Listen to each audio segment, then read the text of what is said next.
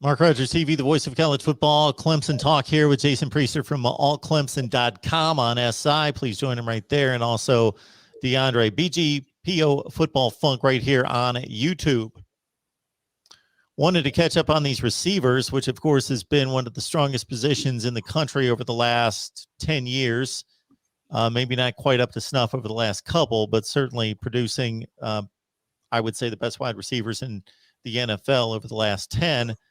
Amari Rogers had a huge year, 77 catches, 7 touchdowns. Cornell Powell's guy that was seldom used coming into his senior year, and then really contributed 53 catches, 16-plus yards per catch, and 7 touchdowns. So, Jason, what does this group look like coming up for 21? I think this group's got a high ceiling, but there's 2 guys, both of them entering their 3rd year, Frank Ladson and Joseph Nagata. They've got to stay healthy. Clemson needs those guys on the field. If they can stay healthy, Clemson's going to have a strong core of receivers next year, led by none other than Justin Ross. Everybody knows what Justin Ross can do.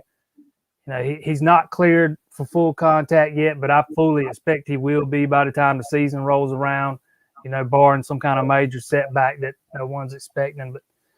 They just signed 3 freshmen that I think all 3 could play. Not start, but they could play and contribute. In Bo Collins, Dakari Collins, and the slot guy Troy Stellato. With Amari Rogers moving on, Clemson's going to be looking for a new slot guy. There's going to be playing time there. I think we could see some of Will Shipley there. I think we could see some of Troy Stellato there. I think there's a lot of different things Clemson can do in the slot. And I also hadn't even mentioned E.J. Williams, who was really starting to come on as a freshman last year. I think he's going to be a huge focal point of the offense this year.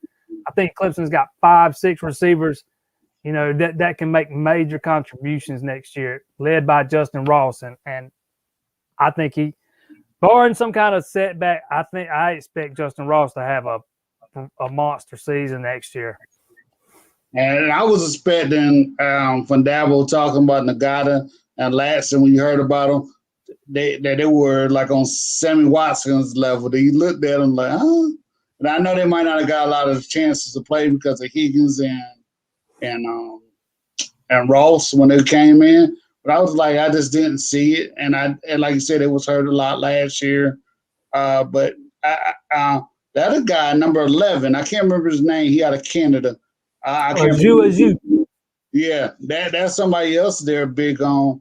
Now the kid from California, Bryson Collins, did him and DJ play with each other? Oh, Collins, yeah. He's a former teammate of DJ's, so they're very familiar with each other. Already have chemistry. I think Collins is the best of the 3 receivers Clemson signed this season. If one's going to make a major contribution this year, I think it's going to be him.